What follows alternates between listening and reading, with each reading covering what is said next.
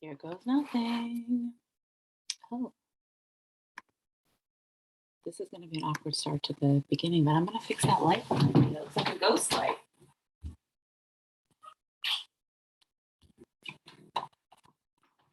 Here we go. Let everybody in now. Hello, hello. How is everybody? I'm just going to keep fast clicking admit buttons. Happy Thursday evening. Oh my gosh, I'm so happy that you're all here. Hello, hello. Please feel free to put your video on if that feels fun. If it doesn't, then that's okay. Gina, one of my oldest, very best friends, is here. Thank you, Gina. Hello, everybody. I prepared this evening by listening to music and dancing and also cajoling my 2-year-old to go to sleep, which she did. So,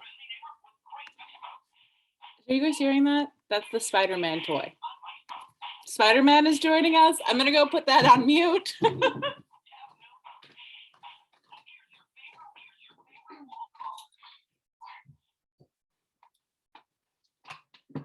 right. How are we all tonight? How is everybody? Oh, hello, Kylene's little baby. How are you, little nugget? Natalie says, tired but good. Welcome. Well, thanks for joining us. So here's what I wanted to do to start, just to like bring us all together, kind of have a little joyful moment. So those of you who listen to my podcast, Hello Universe, know that at the end we always ask, what's something that's bringing you joy right now?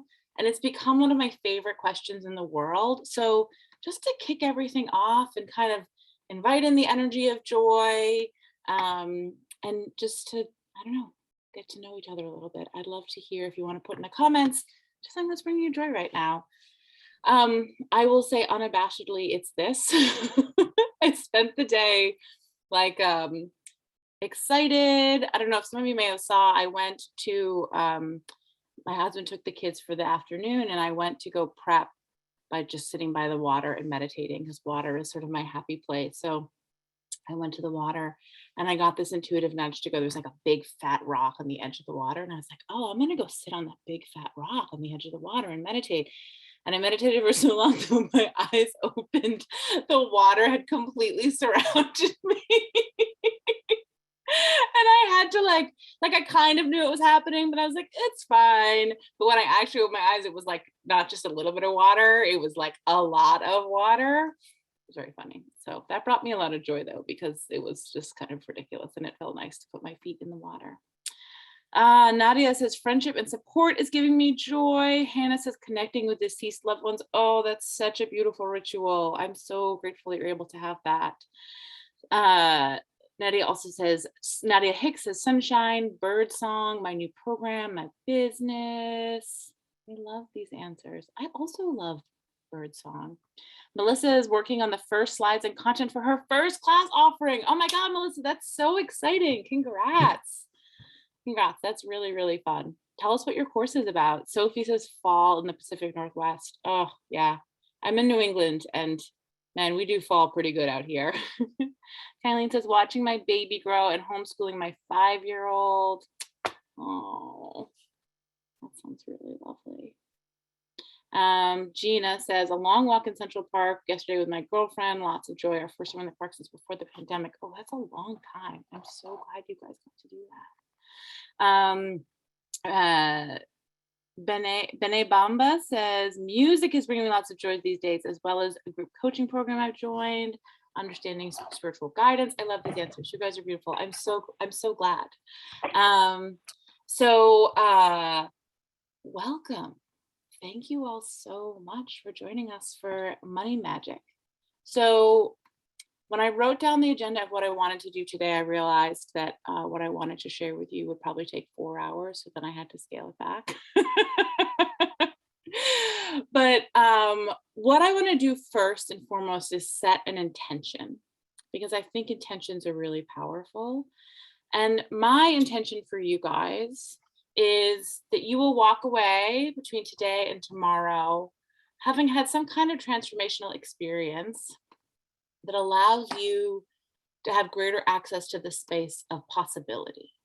Because I think one of the things that feels especially uh, damaging and difficult about money is how frequently it feels impossible and feels dense and heavy, and we have these dreams and we have these ideas and we have these ambitions and we get these downloads from our guides in spirit or our ancestors, who wherever you connect to divinity, and yet we kind of slam up against what feels like the material impossibility of money, lack of money, fear around money. And so my great want for you, my intention, is that our workshop between today and tomorrow gives you access to this sense of infinite possibility, which is our true reality, but is not always very accessible.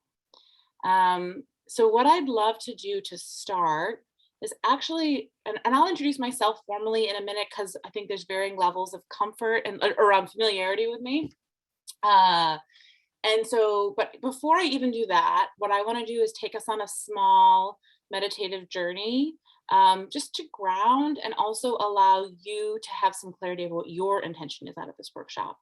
In particular, I like to think about the wisdom that comes from my thinking mind, which has a role, and also the wisdom that comes from my body and my heart. And so I want to just give us some space to kind of come into center, ground a little bit, um, and then have our heart or our body or our soul's wisdom emerge around what our intention is here today. So you can close your eyes, you can lie down, you can do whatever feels right for you. Unless you're driving, in which case, please keep your eyes open.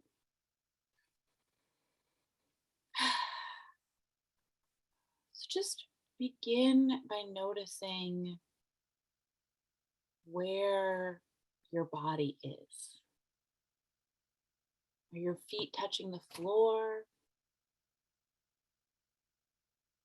Are you sitting down on a chair that's soft or hard? Is there any way that your body is just asking you to move? Any stretching or kind of gentle shift?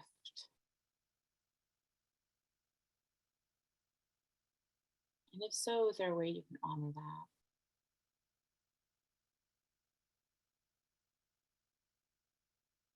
And then can you pick a place somewhere, whether it's your heart or your belly, maybe your throat,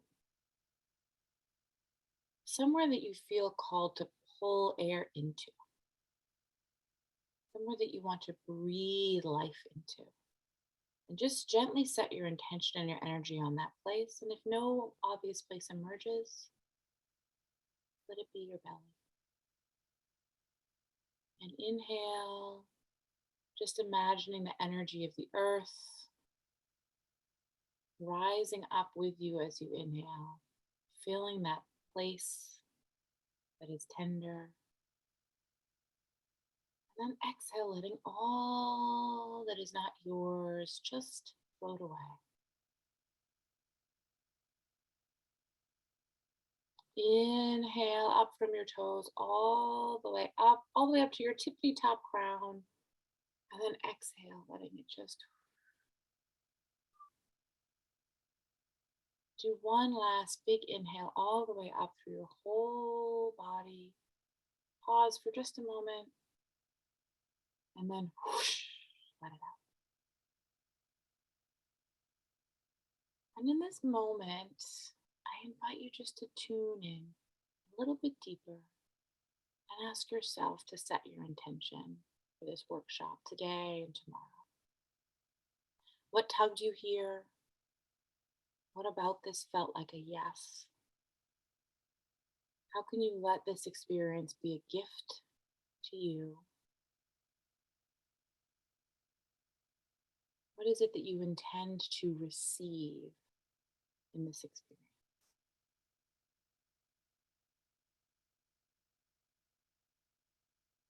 And allow that knowing of your intention to settle in deeper. And then whenever you're ready, just begin to wiggle your shoulders and your toes and begin to come back here. And if anyone feels called to share anything that came up for them, any clarity of intention, feel free to put it in the chat box. And maybe there was no word, maybe it was just a sense of breathing for a few moments, which is really lovely.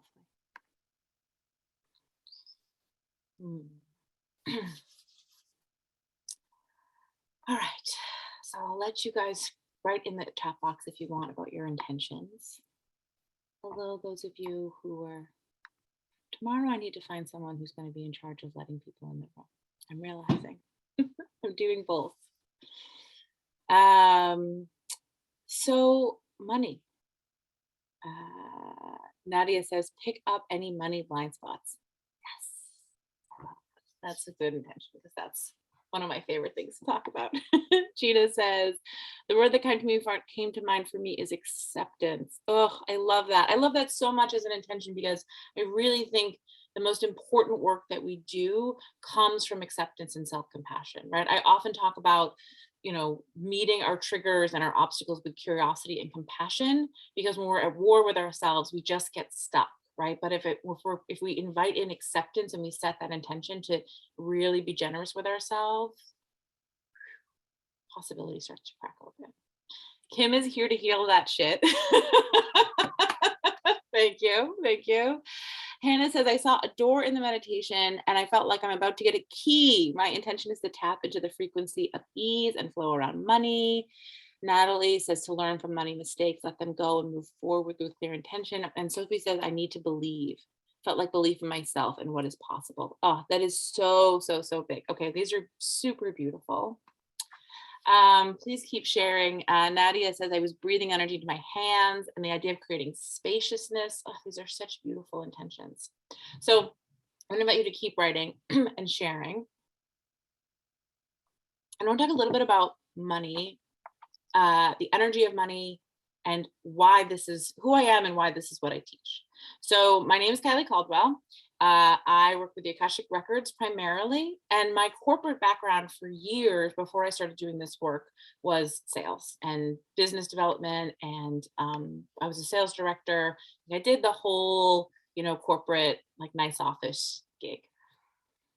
And throughout my whole experience, starting when I was in my early 20s, all the way through my professional experience, and then once I was starting my own business, the place that I kept slamming up against again and again, or a place, was money. It felt like the thing that was impossible to crack.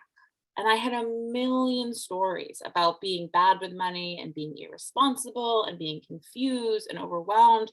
And there was never enough, right? And what I found was, whether I was, an entry-level person making, $25,000 a year, or a sales director making 5 times as much, I had this same loop of just shame and fear and worry, and this sense that, like, whatever it was that I wanted was just this carrot dangling in front of me, right? And if I only could figure it out, if I only could work harder, if I only could budget better, if I could only stop buying myself lunch, damn it, right?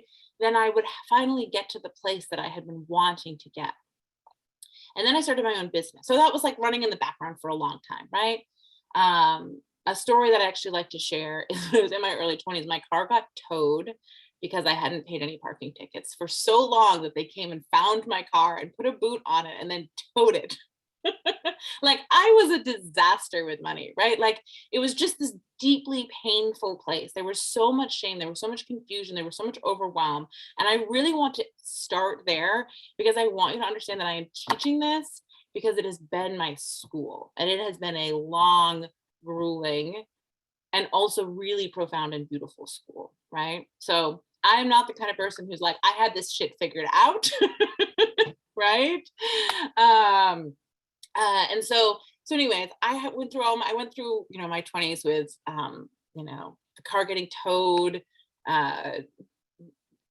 creditors calling, like I just couldn't figure it out, right? Then I had these big jobs, and I still, even though the money was there, the experience, this like loop of shame and not enough and worry and fear, like it didn't go away. And that was the beginning, that was the first moment for me that maybe this wasn't about a number, because even though I now had a different number available to me, I still felt the same way. I still felt like this person who fundamentally wasn't safe when it came to money.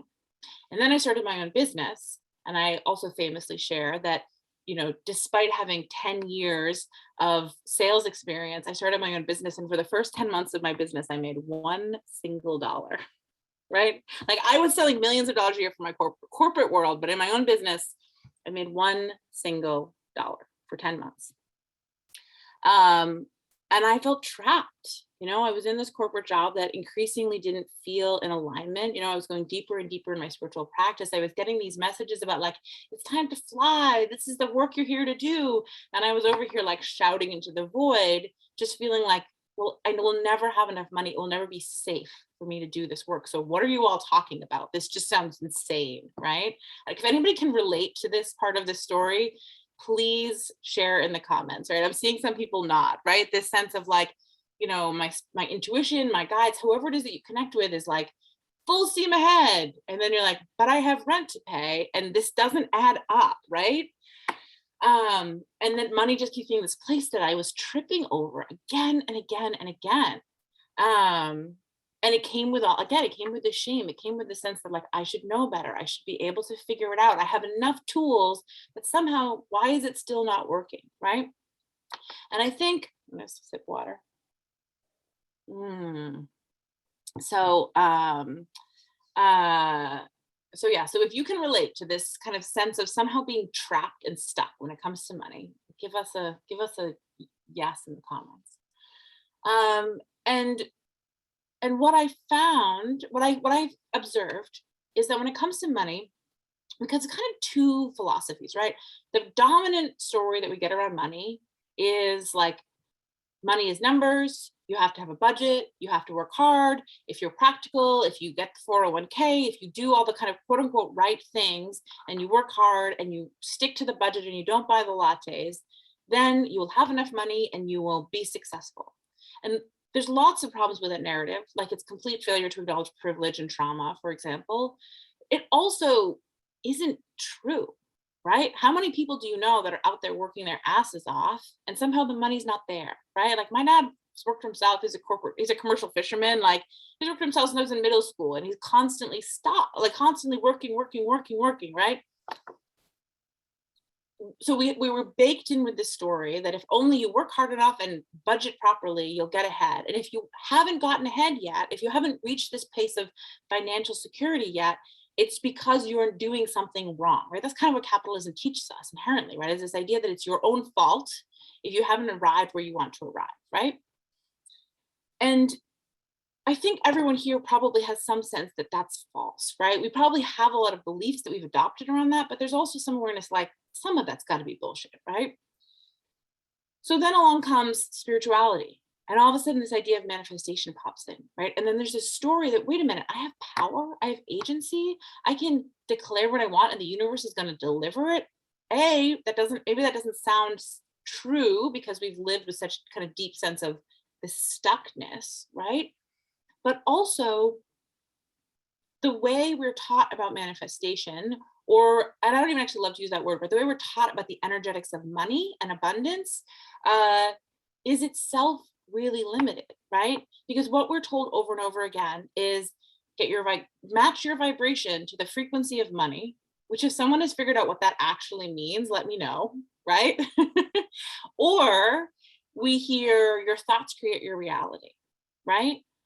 And so we spend a lot of time trying to think the right way, right? So it's either I'm trying to think the right way because I'm trying to budget properly and not get a coffee, or I'm trying to think the right way because I'm trying to like project the right energy into the future, but I've never experienced this sense of abundance and peace. So how do I know what it feels like to get into the frequency of it? And then I doubt myself. And then maybe I feel like shameful and bad for doubting myself because I'm causing more problems. Or is anyone familiar with this kind of like cycle that can happen around this supposedly empowering language of manifestation. I'm seeing people nodding, right? So the problem with that is, again, multi-layered. I mean, I could get into a whole like anti-capitalist soapbox that I will spare you from for now, which is to say, I think there's a way in which kind of capitalism has co-opted spirituality to reinforce this idea that if you don't have money, it's your own damn fault. And that doesn't serve any of us. I also think it doesn't work because I don't believe that our thoughts create our reality. I think there's a triangle, right? And there's what we experience is the top little pinnacle of the pyramid. And beneath that is thoughts.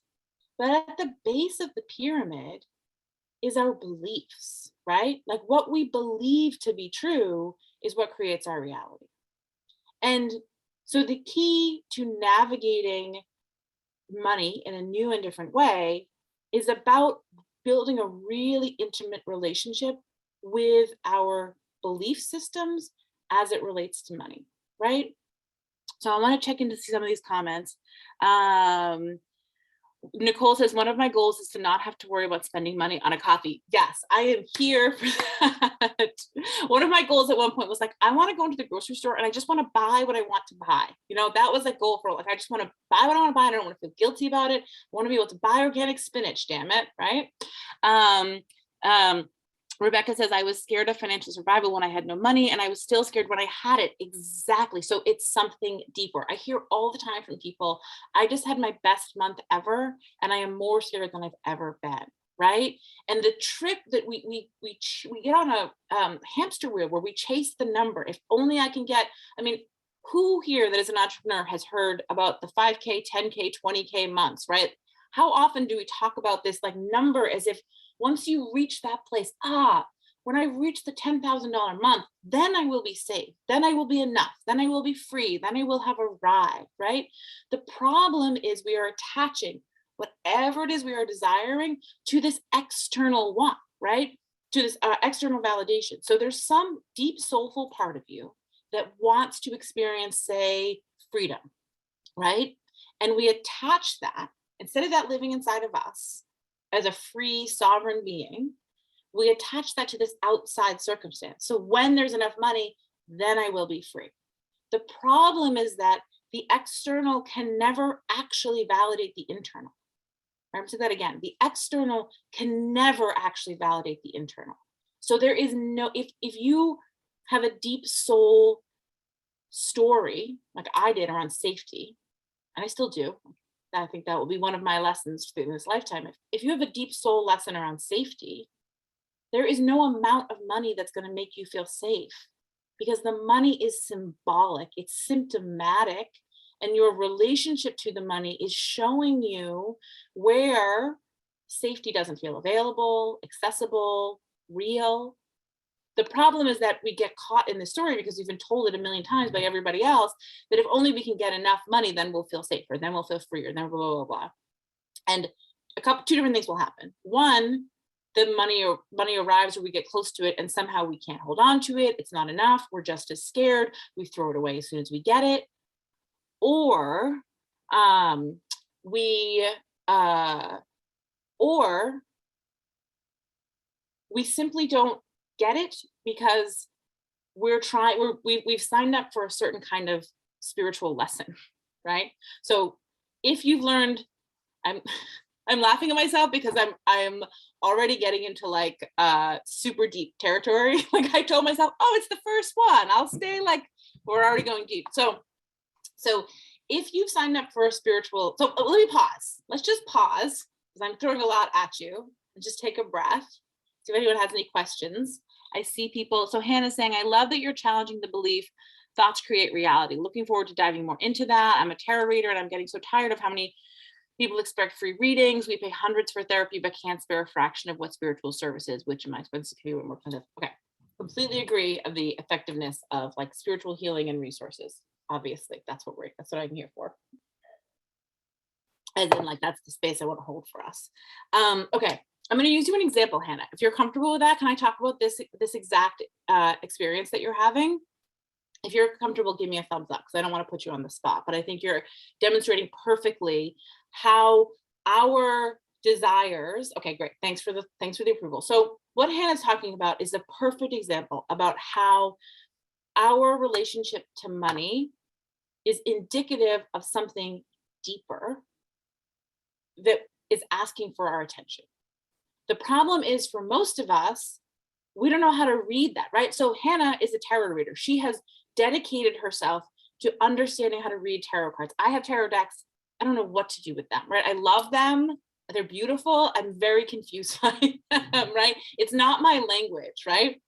So I appreciate them. It's fun, but it's not my language. Hannah has developed this intuitive, beautiful practice of being able to read tarot. She sees the card, and she sees, 10 layers deep, and she's receiving message, and she's receiving clarity. And the card is like the activation point, or the portal to sharing all sorts of information and receiving, right? Our experiences about money are exactly the same. The problem is that we haven't been taught how to read the tarot cards of our experiences with money. So in this example, Hannah's having people constantly in her DMs wanting free readings, right? And we can put that on the collective story about how we devalue spiritual practices, intuitive practices, how there's certain things that we allow money to go to and certain things that we don't allow money to go to that are like frivolous or not important, right? And that's absolutely true. There's this cultural programming and cultural conditioning that we're all a part of. But there's another layer here, right? Because there's other tarot readers who aren't having this experience, which is to say, the universe is trying to tell you something about your relationship to money and what is being represented here. So for example, some questions we might want to ask are, where does it feel uncomfortable? How do I want to say this? Is there a part of you, Hannah, or like the Hannah avatar, because I don't want to put Hannah completely on the spot, she's being very generous, but in this moment, one of the questions you could ask is there a part of me that doesn't legitimize my own craft? Is there a part of me that is uncomfortable with the idea that this is just as important as therapy, as other forms of medicine and resources? Is there a part of me that doesn't like, how do I want to say this? That doesn't like putting my own needs first, right?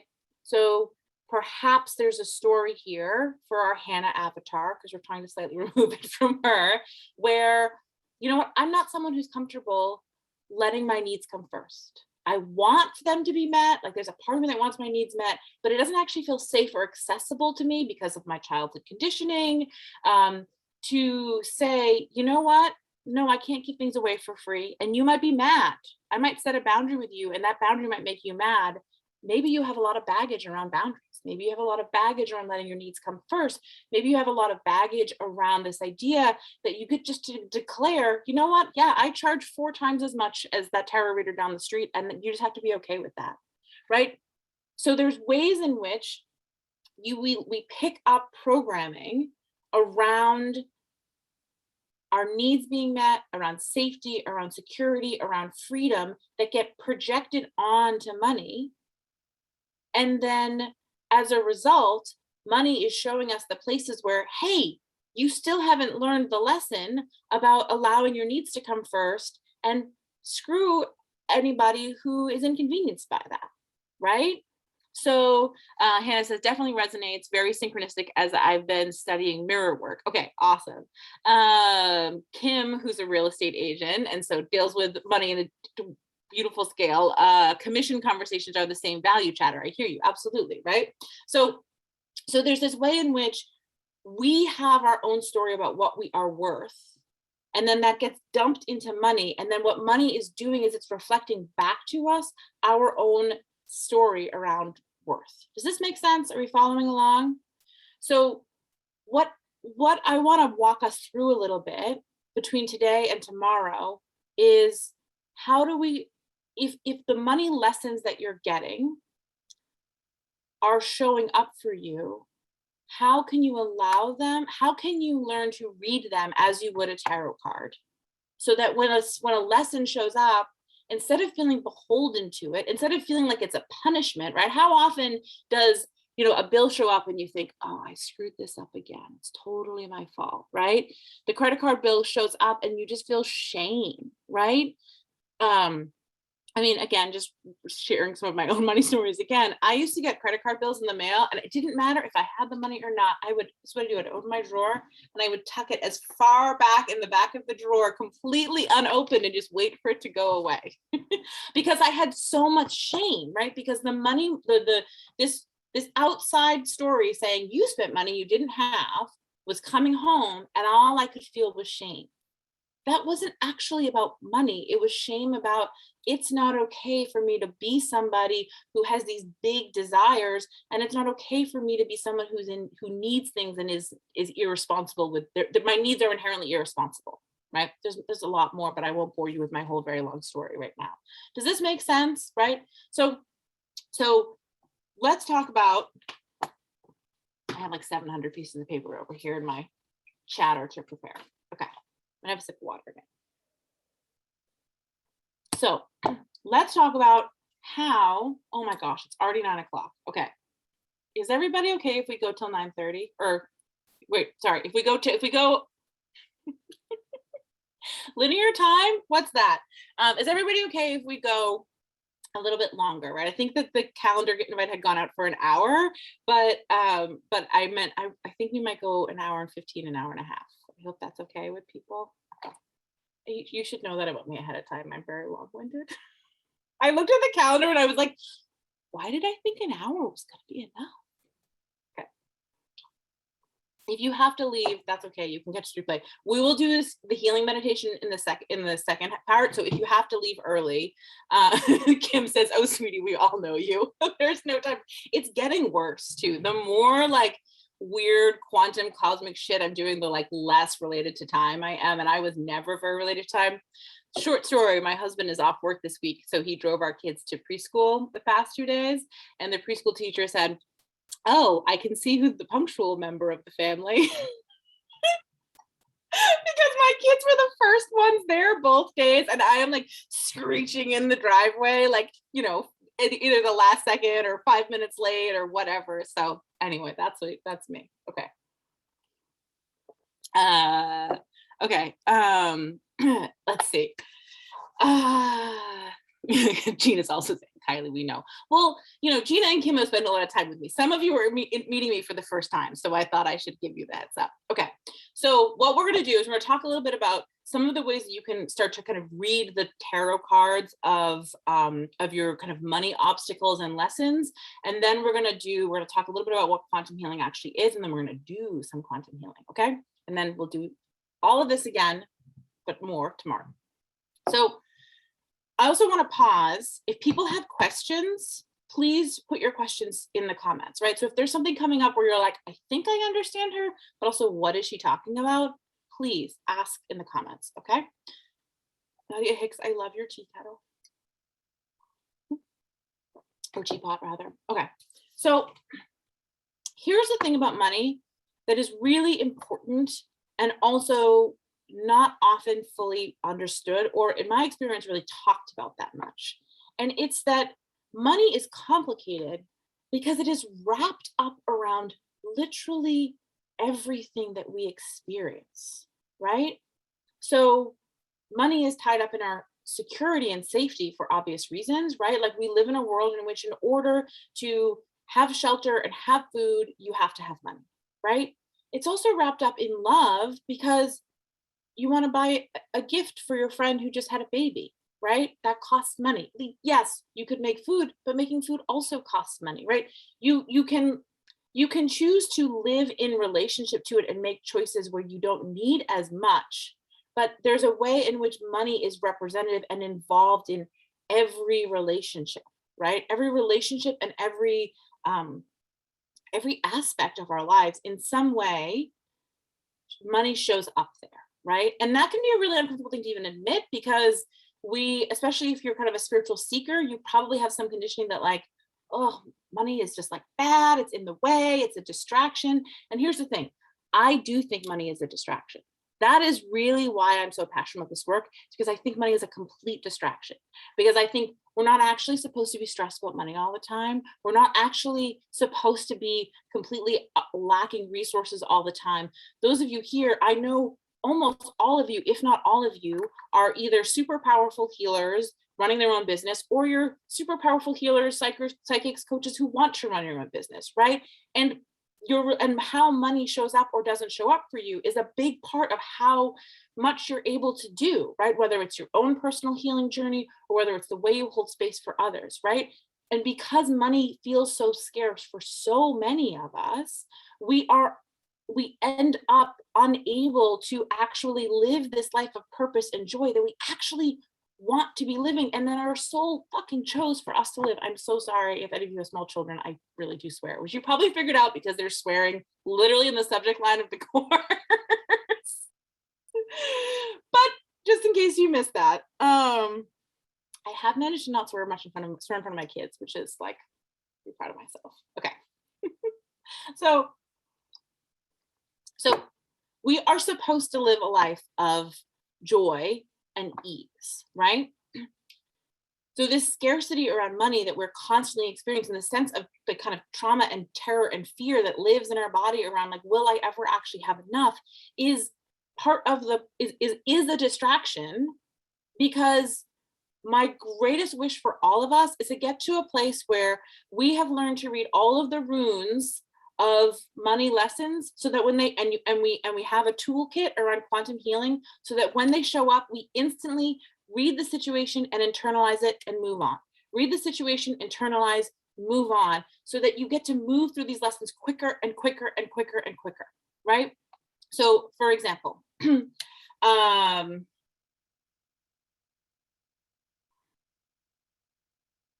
deciding where to go. Sorry, I do this sometimes.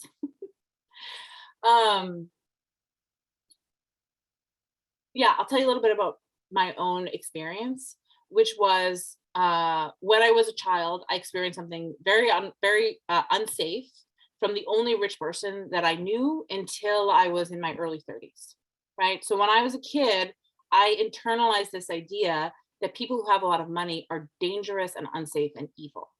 So I grew up healing this journey around some very upsetting things that had happened to me. And I kept feeling like, why do I feel so much shame about money? Because the shame wasn't about money. It was getting projected on, right? Why am I so afraid to allow myself access to money? Because I believe that money is evil. And I don't want to be evil, so I'm going to throw it away from myself as fast as possible, right? I am more committed to being a good person than I am to having money. And because I have this wire crossed that rich people are terrible and unsafe and evil, I'm not going to let myself have access to money. I'm going to literally like basically catch it on fire if I can, in order to allow myself to be safe, right? So this is the kind of thing that happens, that literally all of us have some kind of programming where there's these mixed up wires, right, around what money is and how it's represented. So for example, I'm hopping around to lots of different examples. So I want to kind of zoom in a little bit for you. Imagine, if you will, the lessons that you learned from your parents or parental figures or guardians around the conditions for love. So we can admit that they may have done their very best job, but they're flawed and human. And so they presented to you that love has some conditions, right? So maybe you had a parent who had a tendency to trample boundaries. And so you now, as an adult, are someone who's learning how to navigate, oh, I get to set boundaries with people and it gets to be safe. That is showing up in your money story. So an example of how that might be showing up in your money story is maybe you want to be a coach, but you're actually afraid to let anybody in because you think they'll trample your boundaries. And so you're keeping everybody out at arm's distance because you don't trust your ability to set boundaries because you were taught that it was unsafe to set boundaries. Or maybe it's showing up because none of your clients pay on time. Or maybe it shows up because people are constantly asking you for free shit in your DMs, right? Because energetically, you are available to people taking from you without giving back, because boundaries aren't clear. They're fuzzy. They're confused for you because of the model you learned as a kid, right? So all of us have this, right? And you've probably all done the shadow work around relationships with people that have to do with what you learned from your parents and guardians, right? Or you know, your ability to use your voice. But we don't actually apply this to I don't actually apply this to money, right? That money is an energy of security, safety, freedom, love. And as a result, all the things that we learn, because when you're a kid, think about it, when you're a kid, your parents or guardians, they are safety and love for you. Safety and love are the same thing. When you're an infant, there is no difference between safety and love, right? So if your parents or guardians teach you, however unintentional it may be, that the world is really unsafe and at any moment the rug's going to get ripped out from underneath you because they had kind of explosive tempers and you just never knew when someone was going to get set off, guess what? Your money probably shows up for you like this, burp, burp, burp, burp, burp, burp, right? Because your nervous system and your subconscious doesn't believe it's possible for things to be consistently safe. And as soon as things start to be good, your subconscious is saying, when's the other shoe going to drop? When's the other shoe going to drop? And so energetically, you actually create the space for that, for the rug to get pulled out from underneath you, not because you're bad, not to punish yourself, but because that's how your system feels safe, right? Because your system doesn't know how to kind of receive with any kind of consistency, right? It just knows up and down, up and down, up and down, right? So those are just two examples, right? But I guarantee, and I think a really beautiful question that I would send home as a homework assignment is to actually take a moment, pick one pattern that you learn from your parents or guardians around the conditions for love and safety, and just spend a little bit of time journaling. Be gentle with yourself. If you're having a really shit time, maybe this doesn't feel accessible for you, right? Like maybe you do not want to wade into your inner child wounds, in which case don't do this assignment, right? But if this is speaking to you, maybe you spend a little bit of time journaling around, pick one thing that you learned from your parents and or guardians, some condition for safety, and then look at money and start to ask yourself, where's that showing up in my money story? Because I guarantee you that it is, right? Does this make sense? Hannah's saying, wow, light bulb, love this. Totally relate to the boundaries thing and can see how that was in my programming. I mean, the boundaries thing is really, really common for people who want to change the world, right? You're all here because you're like, I'm a spiritual person who wants the world to be a better place. And we often live in this kind of confused relationship to how to give and have our needs met at the same time, right? A lot of us have some story that in order to give, we have to give of ourselves. And so a lot of our money healing is actually about allowing us to let our own needs be met, let it be safe that our needs get met. The other really toxic thing around the way money is understood is that it's this finite resource. So this is a really, really big one for a lot of you who are spiritual entrepreneurs. Okay, I want to start a business. I want to do Reiki. I charge $150 a session. Some part of you is thinking, well, that means I'm taking $150 from somebody, right? If in order for me to receive that, I have to take it, right? There's only so much cake, or there's only so much pie, and money already feels so scary and stressful for me. How could I inconvenience somebody else by taking this very limited, precious resource from them? I can't do that. That's a mean and selfish thing to do. I want to make the world a better place. I'm not available to being paid because money feels like it's extracting and inconveniencing and actually maybe hurting other people, right? Does this make sense? Does this one resonate for anybody? So Kim saying, sounds like my mom. Valeria is saying totally, right? So, and the thing about this is, without going too into the weeds, this is something that we receive, like a lot of us receive maybe from parents around boundaries. This is also something that I think we see on a bigger picture, like cultural conditioning wise, right, around the way money is taught and wrapped up. But in order to try and keep some like guardrails on where I'm going today, I won't go into the rabbit hole of like cultural conditioning. We'll stay in the lane mostly of parents and guardians and sort of the model we were taught around love, but know that there's like a whole other path, right? So people have questions. Anything coming up so far for people? If this is resonating,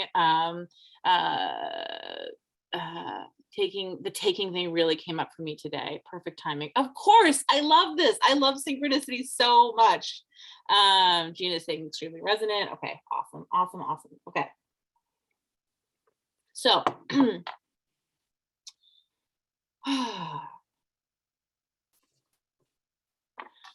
Eileen is saying, I had to put out my Reiki offerings a while ago, but I still haven't actually posted or said anything about it. And then my cousin went on a whole thing about how I'm charging too much and it's less than most people. And what I'm doing, and that I'm doing a disservice by charging so much. Okay, Eileen, thank you for sharing. Can I unpack that a little bit? Can I let you be a little bit of a guinea pig for us? Terry saying, so money language is a secret language like body language. Yes, it really is a secret language. And the secret language is, okay, I'm going to come back. I'm going to use Kylie's story to unpack a little bit for us. So the secret language is this: the universe, whether whether it's God, deity, divine, inner knowing, like whatever language you use, right? I'm going to use the universe as shorthand. Plug in your own. The universe constantly wants for us to remember that we are whole, remember that we are deeply powerful, remember that we are connected to infinite source, that we actually are the infinite source, right? We are infinite possible. Remember in the beginning, I said my want is that you have access to this sense of infinite possibility. You're the infinite possibility, right? It comes up from within you. It comes up from the earth. It comes from the cosmos, right? You are the infinite possibility. And our journey, our number one journey here is to remember our wholeness, to remember our sovereignty, remember how infinitely loved we are, to remember that we are the energy and frequency of love itself, right? So we're going to be shown obstacles or lessons, not to punish us, or not because we're not worthy yet, or not because we haven't figured out the journey yet, we haven't solved the problem yet, but because everything is ultimately in service of the remembering of our wholeness, right? So when you get a money obstacle, and the obstacle can just be your own fear, or it can be something like Kylene's example of someone showing up and being like, you charge too much. Any of those things are literally always a mirror pointing directly back at you, saying, not with judgment, this is like ultimate judgment-free zone, but pointing back at you to say, what is it about this that is showing me where there's a crack that needs some attention and some love, where there's a wound that I've received at some point that needs some attention and love? And so if you take one thing away, if you take one thing away from this, it's this: when a money obstacle, trigger, place of tension shows up for you, if you can ask the question, how is this trying to show me a place where I need to remember my wholeness? How is this showing me the way back to my sovereignty? How is this showing me that I am possibility? If you start asking that question, which is a really different question than how do I fix this? It's a really different question than, what am I doing wrong? It's a really different question of like, is my manifestation ritual good enough, right? It's a really different question than most of the ways that we ask about this. But how is this? Another thing people will do sometimes is say, how is this for me? But I think that question can also be kind of loaded, because like when you get an unsuspecting bill and you already don't have any fucking money, it's hard to be like, oh, this is for me, right? Like I'm so stressed out. I have my voicemail is full of creditors leaving me messages telling me my bills are due, and I'm supposed to see this as for me. Like that could be kind of a stretch, right? But if we can ask ourselves, what is this trying to show me about where I can love myself deeper? That is where things begin to shift, right? And the two key things around this, how to answer this question, the two intentions to set is to ask this question with curiosity and compassion, because curiosity doesn't need to be right or wrong. And compassion goes back to what Gina offered us in the very beginning, is the energy of acceptance, right? So if we are in a place, or at least inviting the place of acceptance, right? It's like I know that phrase fake it till you make it can be like kind of loaded, but imagine like self-acceptance as fake it till you make it, right? Which is like, I'm going to set the intention of self-acceptance. I'm going to set the intention of compassion and ask this question, like, what is this trying to show me that is actually helpful? And then get curious about it where there's no judgment, right? And you won't get it right the first million times, right? There is no getting it right. You will still have judgment show up. You just kind of invite judgment to like scoot out of the way, right? Is this making sense so far? Okay. Okay. So Hannah's saying, once you recognize the wound being reflected back in the mirror, how do you recommend alchemizing and healing that? Or is that something to dive into tomorrow or in the course? Both. I love this question so much. Okay.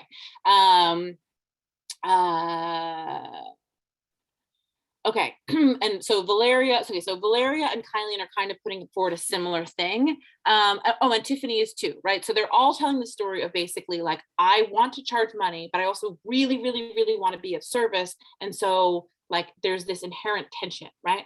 Here's the thing. I guarantee it's showing up as an actual belief. Like, sorry, I'm wanting to do too many things at once. This is what happens when I get really excited. Okay. I want to answer Hannah's question of what do we actually do with these?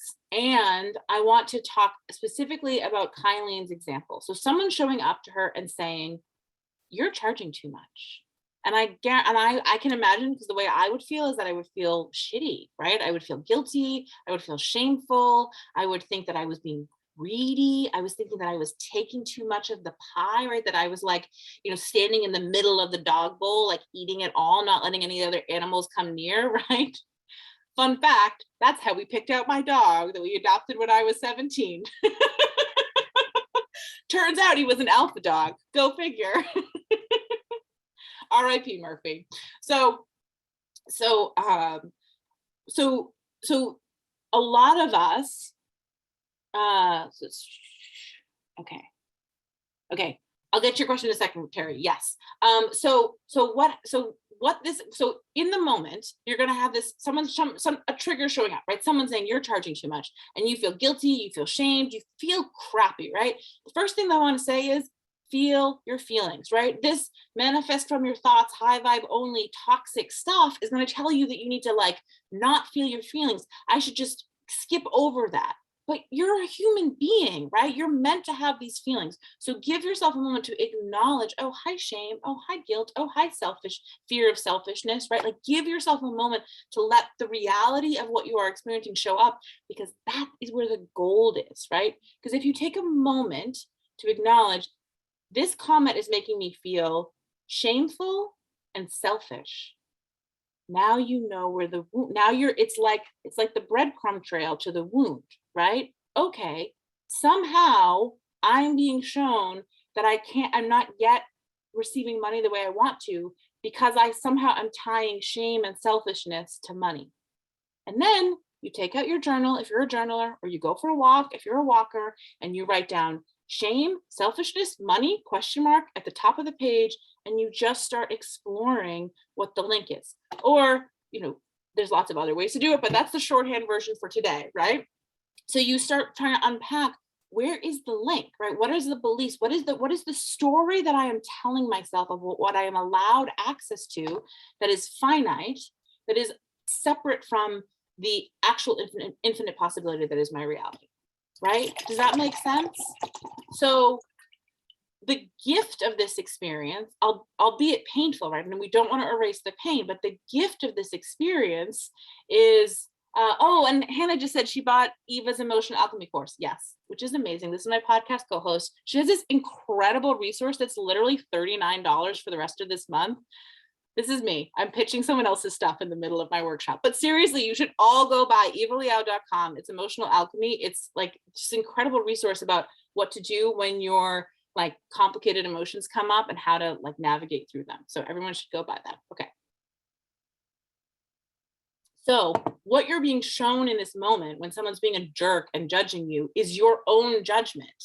And I'm not going to tell you you should skip over it and you should ignore it. What I'm saying is that you should intimately understand and investigate and be curious about your own judgment so that you can understand it and then do our quantum healing, which we're going to start. So now we're going to shift into one type of quantum healing. There's a lot of different ways of quantum healing, but is that making sense so far, everything I've shared? And do people have questions? If so, I'm seeing some nodding. Please drop in questions.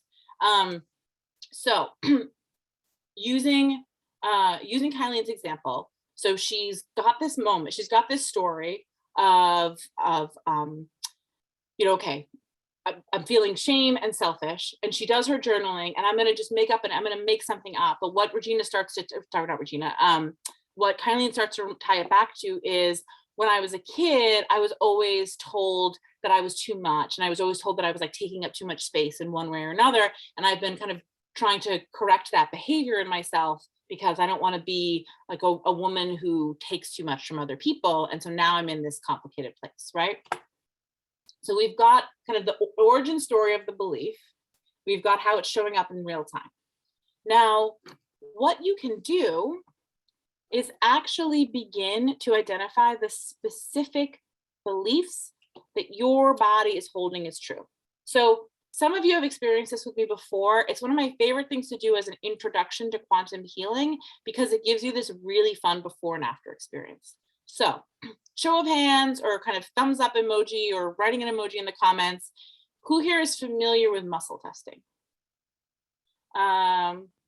Kylie says your fake answer is definitely not a lie, though. I mean, I am super fucking psychic, so my fake answer is I'm not totally surprised, right? Okay.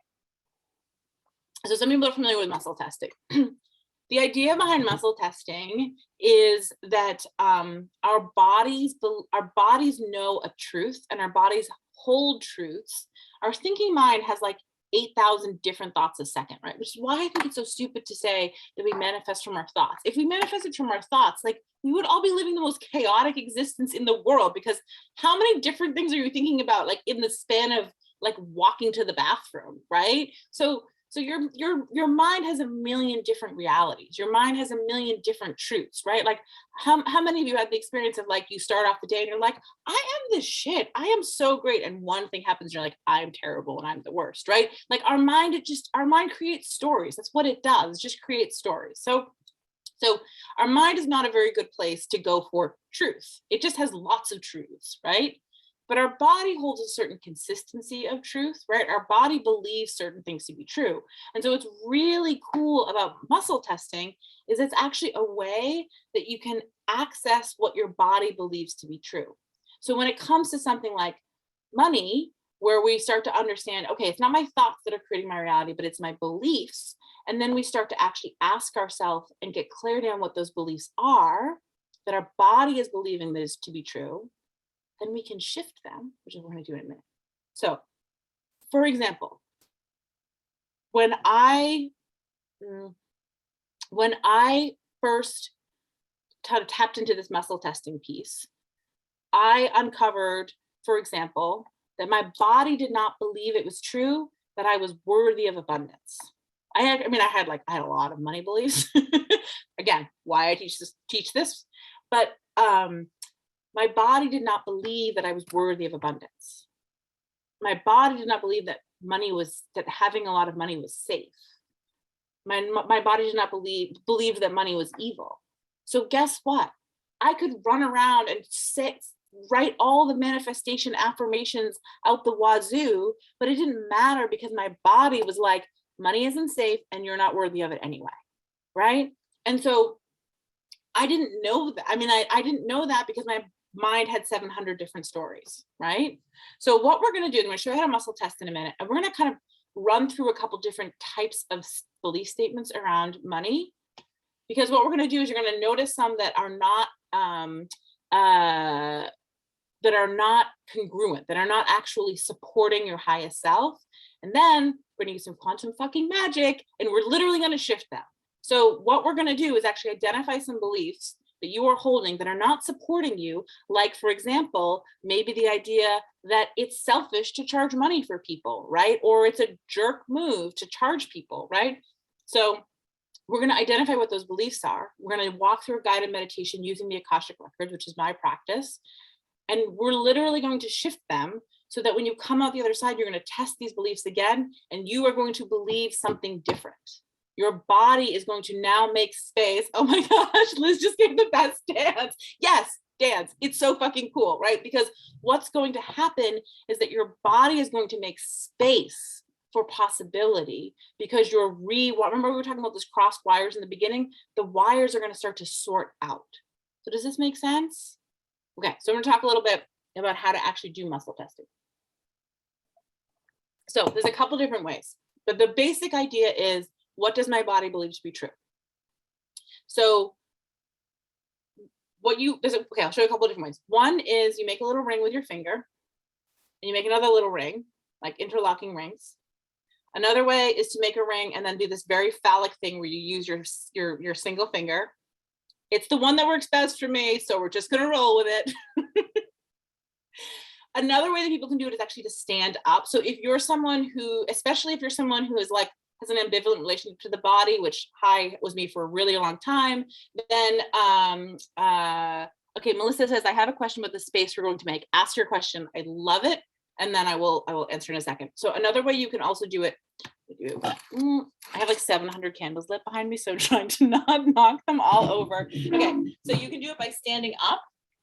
So this can be really helpful if you want to, like, again, if your head starts to get really loud, and you stand up and you basically ask your body to show you yes. You basically make your body a pendulum. If anyone here uses pendulums, so you kind of get really still and ask your body to show you yes, and you usually lean forward, and show you no, and you will lean backwards. Okay, so the finger version of it is that you have this ring, or the concentric rings, and you say the ring will hold if the belief is true, and the ring will break if the belief is false. So my name is Kylie, the ring holds. My name is Susie, the ring breaks, right? Does this make sense? It seems too simple, but it works. I want to acknowledge there are some people for whom this doesn't totally click. So if your body starts getting like being haywire, if it doesn't totally work.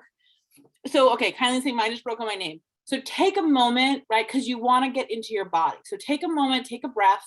We'll all do it together. And it's a beautiful question, Melissa, so I'm going to come back to it. So just take a few deep breaths and say into your body, right? So you might think, my name is Kylie, and invite the thought, my name is Kylie, all the way down so that you kind of like feel it land in your body, and then try it.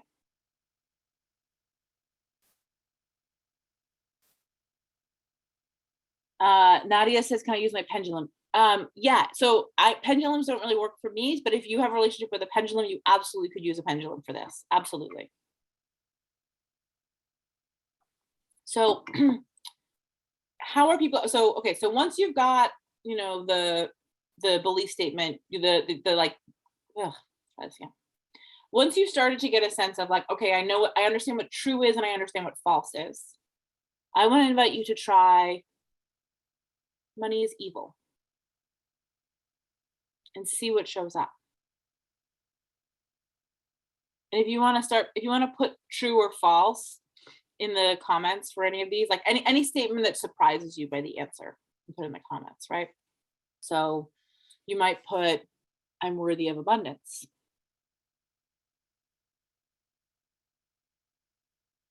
Apparently money's not evil. Okay, I love that. I love that for you, Liz. How about, so, and if other people are starting to think of some belief statements that they might want to try, you can also put those in the comments, and we can kind of start to kind of build a collection of some statements to ask ourselves. But it is, if the muscle test fails, yeah, so if you're doing the finger version, if the muscle test, the circle breaks, then it's a false belief, right? So if you say, I got true for money is evil, but had some resistance to it, but still broke. Okay, so great. So sometimes you will get like a half one where your finger goes like halfway through. That usually means it's like a partial truth for you, right? So if you do money is evil and it gets like here, that probably means you got like a foot in both camps, right? Does having, yeah, so it's safe for me to receive money. It's safe for me to be wealthy. I deserve wealth. I deserve money. And this was another really good one. My mom, when I was a kid, my mom is a little bit of a germaphobe, so she would always say, she's probably watching the replay, hi mom. She would always say, money is dirty. She'd be like if I would like pick up coins or would be like holding money to like pay something, she'd go, ew, money's dirty, yuck, don't touch that, right? She didn't want us to get sick. So I actually had a literal belief statement, which was that money is dirty, right? And so the idea of people won't like me if I have money. Yeah, okay, it's a huge one. So let's all try. People won't like me if I have money. I deserve to earn money. Okay, so Valeria said I got a no for I deserve to have money. Okay, so Valeria's body is telling her that she does not deserve to have money.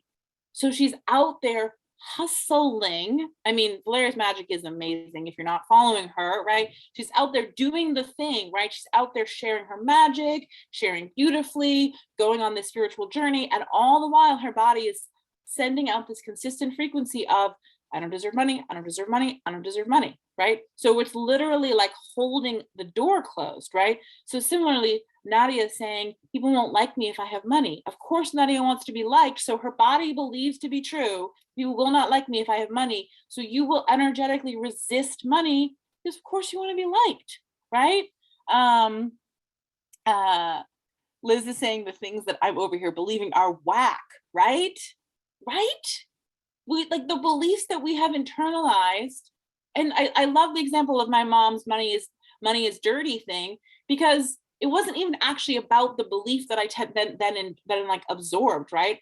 And I literally, okay, my parents taught me. So Terry's saying, how would you frame the belief that my parents taught me if they had 2 nickels to rub together, they were spending it on stupid stuff or trips? Oh, okay. So you might have a story. So one story might be, I'm irresponsible with money. If people who have money spend it irresponsibly, right? So maybe you're someone who it's important to you to be responsible, and you have a story that rich people are frivolous and irresponsible. You don't want to give yourself access to money because you don't want to then become irresponsible, right? So money isn't stable is a huge one. So Nadia is saying, my body believes that I deserve money, wealth, and abundance. And that's a shift. When I did this exercise a while ago, that was not the case. Okay, I love that so much because what that shows is like the progress that we are all making, right? So that's incredible. Kylene is saying responsibility was the word that came to me during that first meditation. Ooh, okay. So Kylene, I would start asking yourself some questions around like I had a lot of stories that I was, again, remember, I got my car towed when I was 21 because of unpaid parking tickets. I had a lot of stories about being irresponsible, right? Which was rooted in a childhood where I was the responsible one. And now I was 21 and I was sick and tired of being responsible. And so I was trying to explode my life so someone would notice that I was kind of a fuck up all along, right?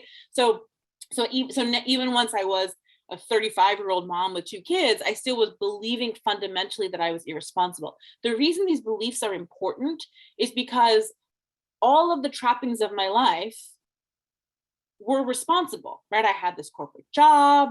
I had 2 kids that were healthy and safe. I had all the checked boxes, but some part of me, some deep part of me believed that she was irresponsible. And so I was railing against that belief all the time. I was desperate to both prove that it was true and disprove it at the same time. So all of this energy and attention was going into this story around Kylie's responsibility and irresponsibility.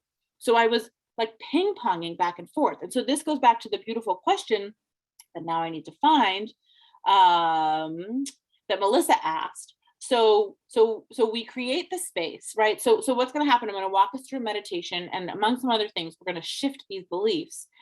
And that's going to create this space, right? So what's going to happen when we're done is that your body will no longer be believing these things that don't support you, and space is created.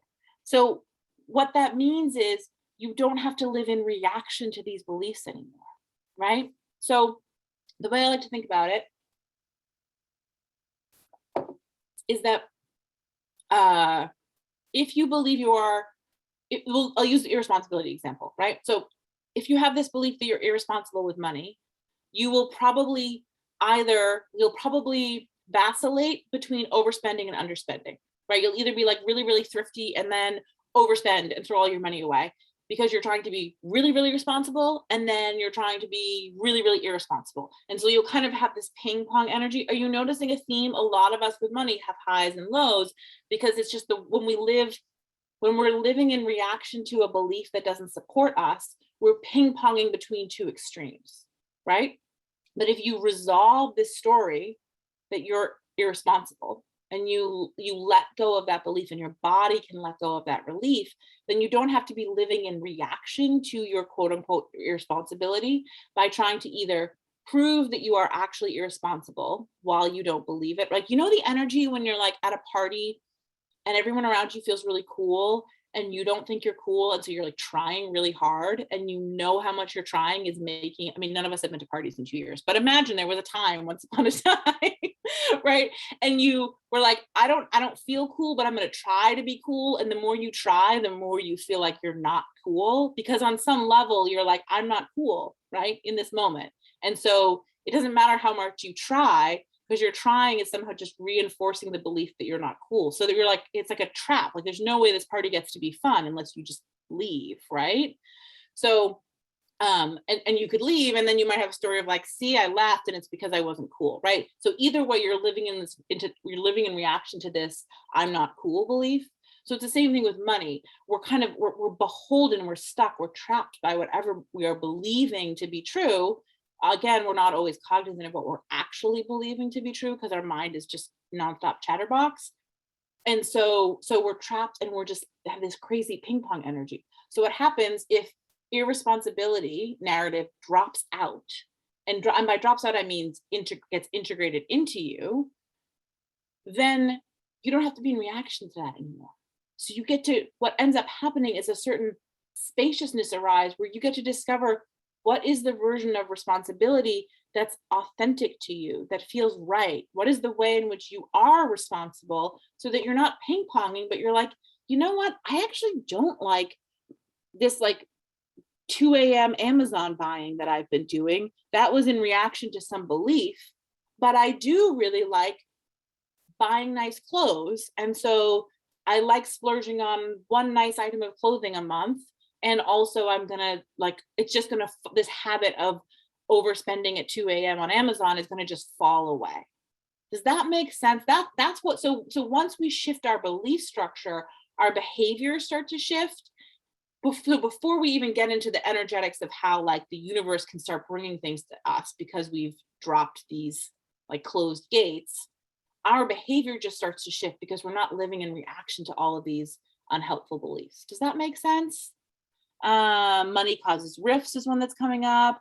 Work will take me away from my family. Another really big one that a lot of people have is wealth requires hard work. Making money requires hard work. So especially for those of you who are like, this was a big one for me because I'm a mom of 2 small kids. And so like what Valeria is saying, if you have the belief that work will take away from your family, you're gonna choose your family. And so you're not gonna be able to kind of make the money that you want. Okay. I'm taking advantage of people if I charge money. I mean, right? So we can see how we're literally just carrying all these beliefs that probably you weren't even fully aware of, right? Or maybe you had some cognizance of, but didn't quite know how to fix. And so this is where we're going to get to the best fucking part. Okay. So if people have more questions, please Liz says, my body believes I don't deserve money, but I deserve abundance. And this makes complete sense. Oh my gosh, I'm so glad you said this. Okay, this is a quick thing, and then we're going to get into the meditation. So Liz just pointed out, so two things. One, as you continue with this exercise, I would encourage you to try swapping out different words, because Liz is pointing out that her body's really comfortable with abundance. So she probably gets lots of free things. She probably gets lots of people taking care of her. She probably has like delicious food to eat, but she doesn't believe that she can have money, right? That she doesn't deserve money. And so how many people have this example, right? They're like, I have this incredibly abundant life. I have all of these things showing up, but money itself is so loaded and trapped and like wrapped up in toxic shit that we can't, we're not deserving of it, or we can't have access to it, right? So this is why it's helpful to kind of use like wealth, money, and abundance, and the word rich, right? Because they have different significance, right? And different connotations. So play with your language as you're testing these out. Okay. Oh my gosh. So, okay, Hannah just says, wow, friends, I think something literally just shifted on this webinar because I just got some payments from clients in. Okay, I can't even. I'm sorry for laughing like a crazy person, but this is this is literally exactly what happens, right? Things, once we make space in our own system, we're not wrapped up in shit all the time and stress, and things start to actually flow. Hannah, that's amazing. I'm so excited for you. And this is also an example of quantum energy. We haven't, and when we talked at the beginning about time not being linear, like we haven't got to the quantum healing part yet, except time isn't linear. So it's totally already circling back and creating space for Hannah, right? Okay, so what we're going to do, you all have your list of statements now, right? And what we're going to do is I'm going to open the Akashic Records, which I haven't actually even explained, although I think a lot of you know me and are familiar with me. So I won't go into a whole thing about the Akashic Records. But what I will say is it's a way of accessing, a lot of people are familiar with the records as a way of kind of finding out about past lives. And that's really cool. It's a way of doing channeled healing. But the thing about the records that I think is just beginning to really be understood is that it's so much more than just information. It's this really, really, really powerful place for healing. So what I'm going to do is I'm going to open the Akashic Records for the members who are here. And if you're watching the replay, the energy is totally going to get you exactly the same. Fear not. And then we're going to walk through a guided meditation where you're going to meet some, well, I don't want to spill any beats, but it'll be a nice guided meditation. And then there'll be an opportunity for you to actually like intentionally shift these beliefs. And then we're going to come out and we're going to test them again, and you're going to see that they've shifted. Okay. Now, the other thing that I will say is at the end of all of that, I will share a little bit about how you can do this with me for 6 months. But let's get into the good part first. And then when we're done, we'll talk a little bit more. Kat says I have to jump off for kids' bedtime. Oh, I know how that is. Yeah, definitely. If you have to leave, come back and do this, because this is the best part, right? Because this is where the like real magic is going to happen. Okay, unless you're Hannah, which it's already happened for her. Okay, so.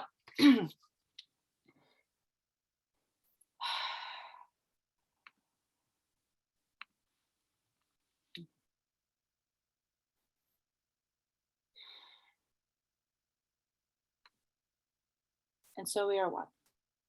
Allow me to open the Akashic Records of the members of the Money Magic Workshop.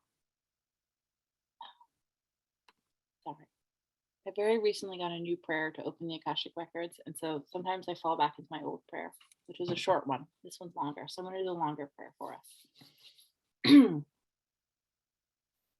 And so we are one. Children of the Akashic Records, ushering in a new age of light. And so we are one. Children of the Akashic Records, flowers bloom where we step. And so we are one. Children of the Akashic Records, anchoring in the frequency of infinite divine light. Standing in our sovereign light, creating a web of interconnected joy, we welcome home shadow and fear on the journey to remember that we are whole. Allow me to open the Akashic Records, the members of the Money Magic Workshop, and share the wisdom of their soul. Allow me to open the Akashic Records of the members of the Money Magic Workshop and share the wisdom of their soul. Allow me to open the Akashic Records of the members of the Money Magic Workshop and share the wisdom of their soul. The records are now open.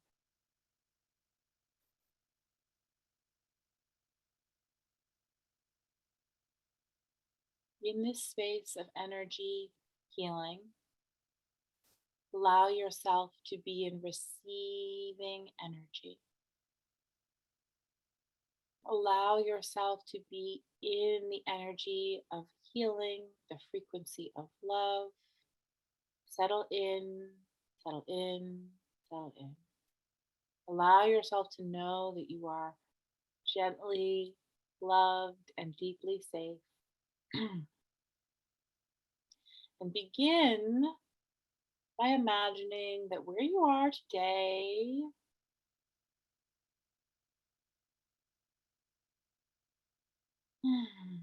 is also in a space that is sacred to you. Imagine in your mind's eye that you have traveled to a place, real or imagined, that is sacred and special for you. And in this space, imagine all of the landscape, all of the sensing, all of the sounds, all of the sights. Be in this space.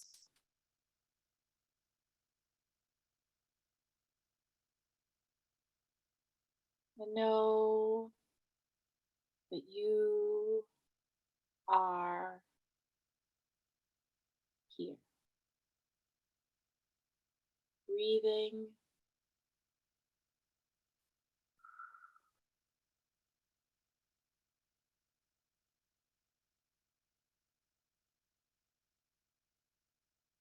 begin to notice that there is a path that has emerged behind you.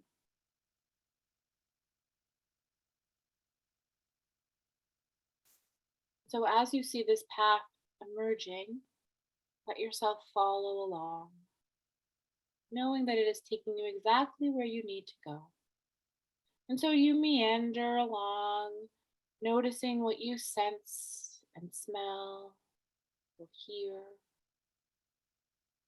And you travel up over a hill, down the other side. Perhaps you scramble over some rocks.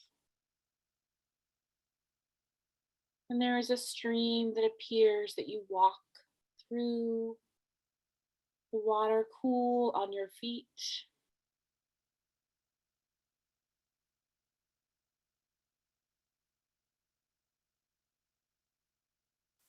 Until you come to the base of a cliff that you feel called to scale. And so a ladder emerges, and you climb hand over fist comfortably up this ladder, one by one by one by one, until you reach the top of this cliff. And when you arrive, you see a small fire, and you see a cozy campsite, and you meet a guide who is here for you.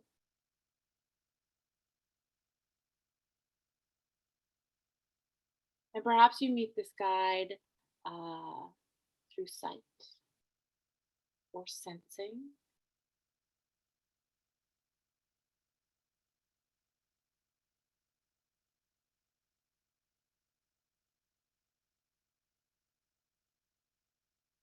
Perhaps you simply receive energy.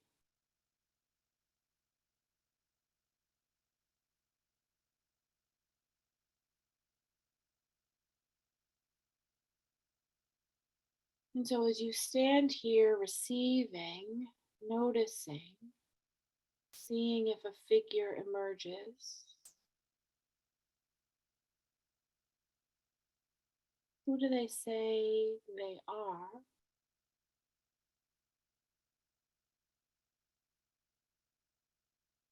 And how might they support your journey of healing? Trusting whatever wisdom emerges for you.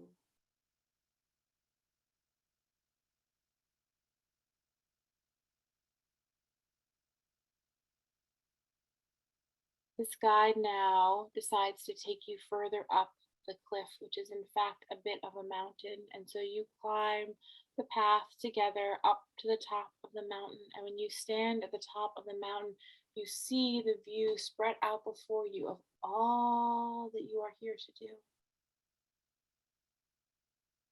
All the ways you are here to hold space for healing and love and a frequency of light.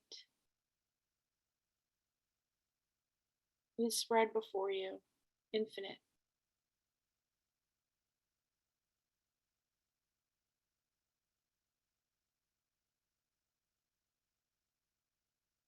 And then you turn around, and behind you is an equally infinite, expansive view.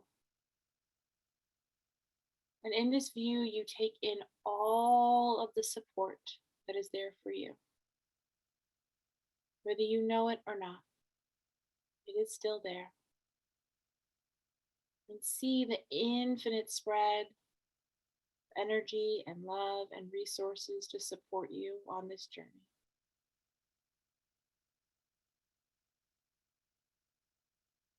And when you are ready, you begin to make your way down the mountain. Despite it being such a high mountain, it is an easy journey.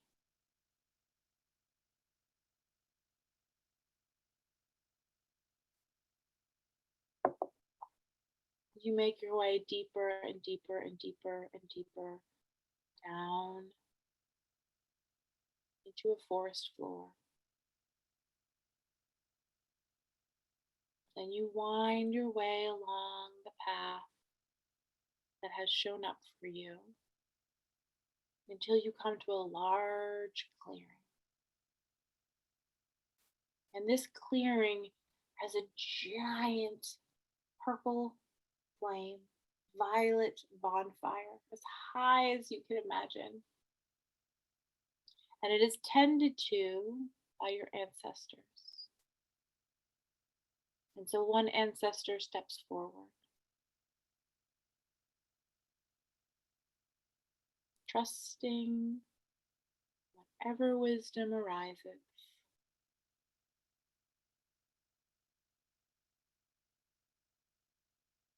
There is an embrace, and there is a gift. Maybe you open the gift now. Or maybe it is something you tuck away to discover later.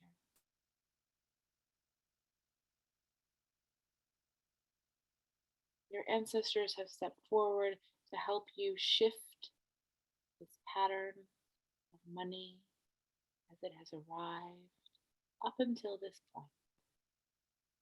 Because here things begin to shift. And your ancestor leads you up to the flame, and you notice for the first time that you have been carrying a heavy, heavy bag. Your shoulders ache from the weight of this bag. And your ancestors and your guide help you slip it off your shoulders. And you sigh in relief. And you notice that inside this bag is every one of the beliefs you now know that you carry that have been unhelpful. And so now it is time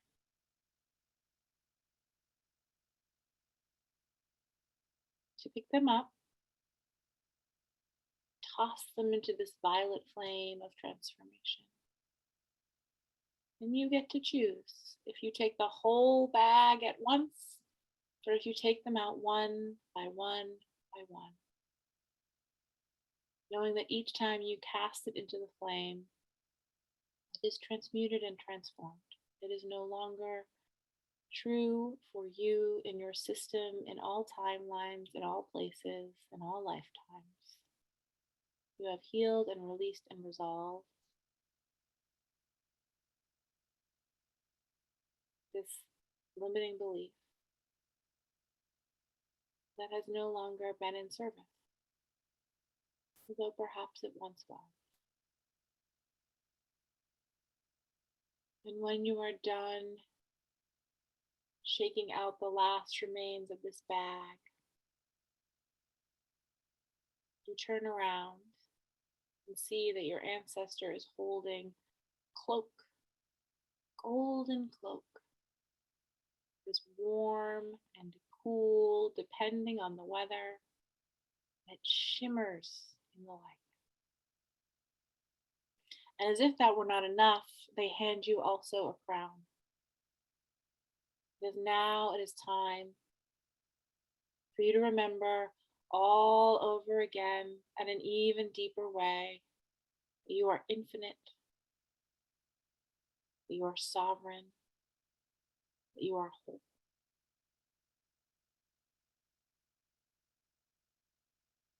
And you embrace your ancestor one last time for now. And your guide takes you back down the path until you come to the stream and you wade through the stream. Until you come to the rocks that you scramble over and the hill that you walk up and down. Until you come to the place where you began.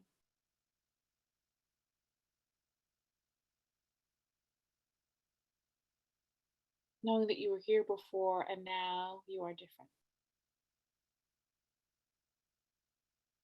More of you lives in you. And for that, we are grateful. When you are ready, you may begin ever so slowly to bring yourself back to your physical experience, moving your fingers and your toes, shifting from side to side and beginning to open your eyes.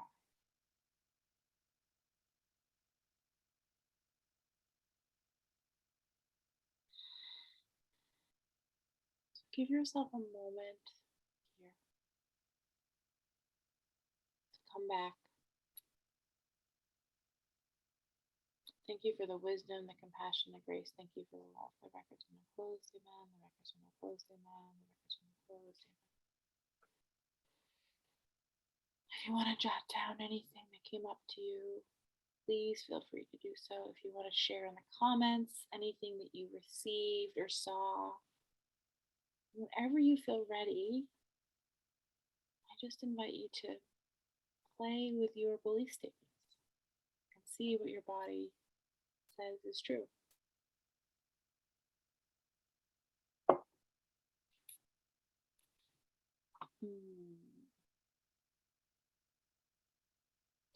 I also want to make sure there's no way to do this right or wrong.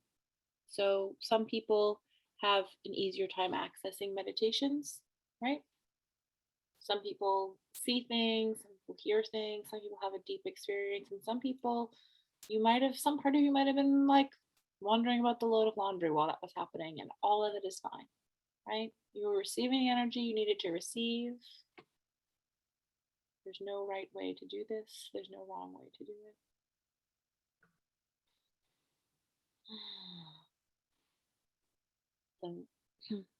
Oh, Melissa, that made me cry. I'm so glad. I mean, sorry, but I'm so glad.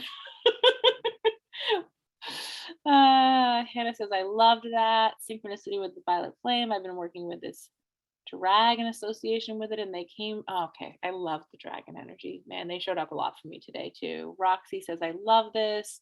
Your journeys are always so vivid. Oh, I'm so grateful. I was given a golden book of knowledge with money inside, and with each chapter came money. It was so gentle, and I felt so supported. Oh, I love that, right? This idea that like each chapter, it's like we're on this gentle journey of learning, and every chapter comes with this like gift. I love that. Gina says that was so beautiful. I'm so glad. Oh, my child self immediately greeted me before the guide, and that was such a treat. Oh, I'm so glad. If anyone wants to share who their guides were, which again, maybe you didn't see a guide, and that is completely perfect and fine. The first like official money guide I had was Rumpelstiltskin, which I continue to find hilarious because I had such a deep-seated belief that money was evil. So Rumpelstiltskin showed up and was like, "Oh, you think I'm pretty like I'm like the classic character of money is evil," like kind of coercion and manipulation around money, and also like let's just retell that whole story. So anyways, that just always makes me laugh. Liz says Odin was my guide plus a deer. Okay, I love this. And then my ancestor gave me a worry doll and a dried coconut. Air was my guide. All my beliefs are blown out of the water. Yes. Okay, Kylie turned into a stingray at the end. Jennifer's Indian ancestor showed up and she was given a blue and white liquid and flowed through my veins. Oh my gosh. Okay, so let me hear about these belief statements, right? Kim has this incredible guide, and while I was wondering why, I kept asking who was my money guide. Of course, he was like, I'm kind of every guide for you. My ancestors gave me a sunset. My money guide showed up. He's this military guy who secretly has a heart of gold. I call him Cash. Okay, I love this. Liz, I deserve money and abundance, and I can be trusted with money. Okay. So Jennifer's, it looked like a shaman, but her guide didn't have a name. Okay, so who else? Where's the status for people? So one other thing I'll say about the belief statements, sometimes they like partially shift, and sometimes integration helps, right? So if you test your belief and it looks like it like half shifted and you go to sleep, try it again in the morning, because any type of big energy work requires integration, right? So Gina's saying some are partially shifting for me. So if that's happening for you, come back and let us know in the morning, because when this has happened before for people, it's an integration thing, and they wake up in the morning and they're like, oh, they've completely shifted. Well, what else is happening for people around their belief statements, if you feel called to share? My cup is empty. I'm drinking from an empty cup. I'm getting parched. Okay.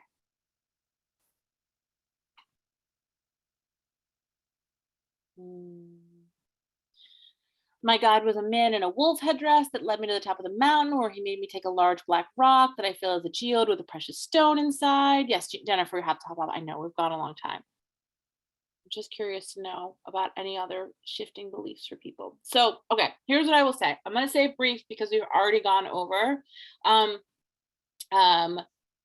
We will do more of this tomorrow. Tomorrow, what we're going to do specifically is looking at that patterning of inner child and the conditions that you learned around love and security and how they're mapping onto money. So come back tomorrow and we'll do more work really looking at and unpacking those patterns, plus a bunch of other these money magic guides. So we'll go through all that tomorrow.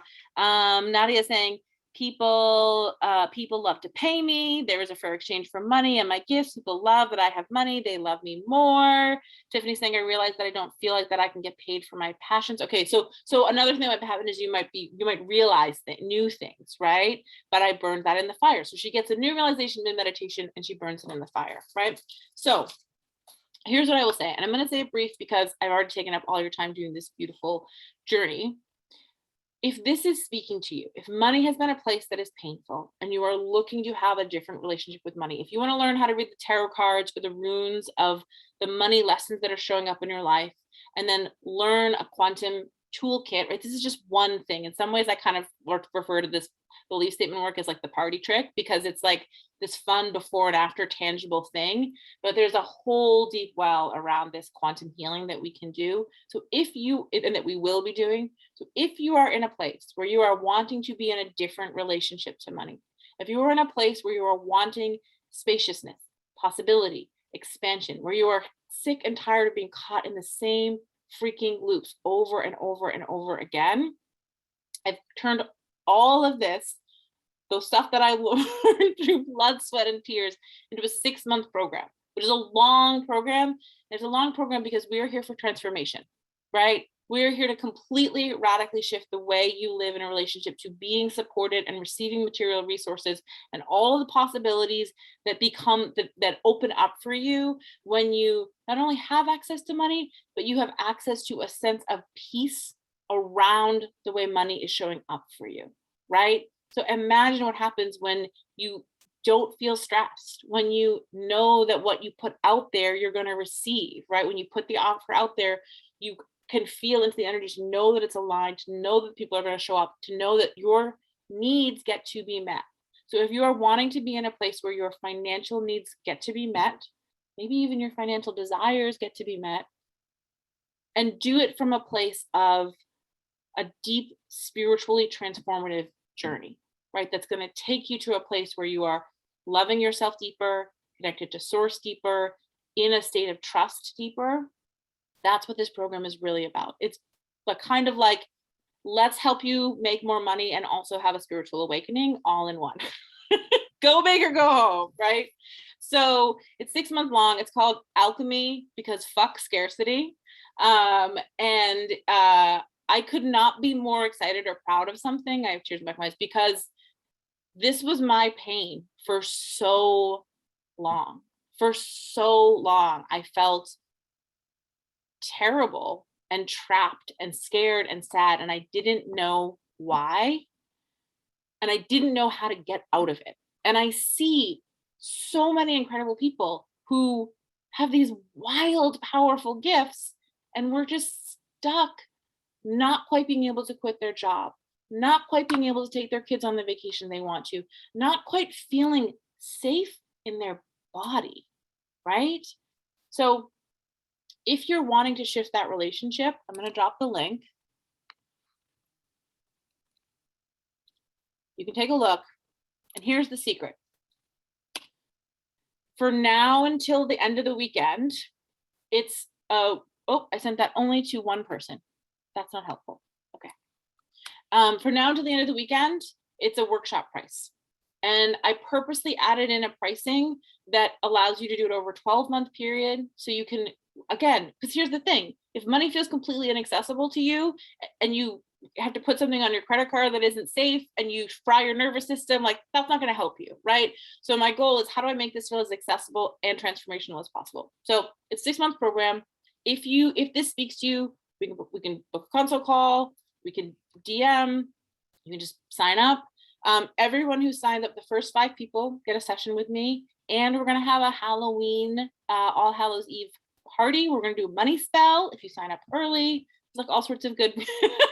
Liz is excited because Liz is already in the course, so Liz is pumped. So, but from now, I'm not formally announcing the program to everyone until Monday. So if you're in the workshop, you get this workshop pricing that's only available through the weekend. So if it's a fuck yes, or if it's a maybe, but I'm curious, let's talk, then let's talk. But my want for you is to not be scared and stressed about money.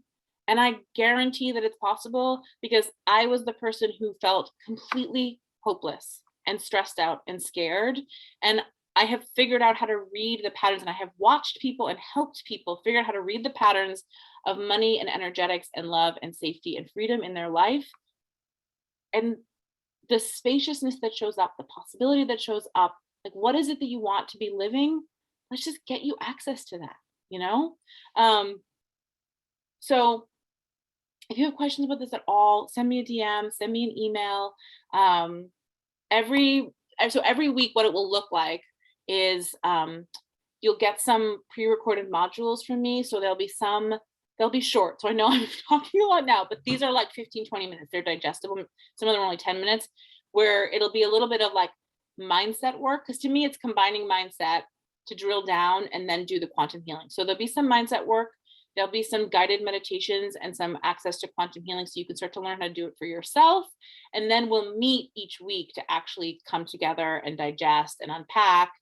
And then I brought in the team of people who helped me get where I am, like my most trusted people in this arena. So each month there's a fucking incredible guest mentor who's going to come and share the magic that helped me and that helped my other clients. And so it's my podcast co-host Eva is coming in. My dear friend Vanessa Love, who some of you know from the Wealth Codes. Leah Ardent, who's just like this brilliant psychic and strategist who's amazing at boundaries. Like all the things, all the things.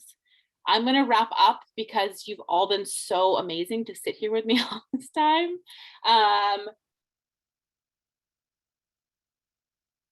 If you want money to show up differently in your life, and if you want to have a relationship to being supported that feels good, then I encourage you to take a look at this, because that's really what we're going to do. We're going to get you to a place where money doesn't have to be scary.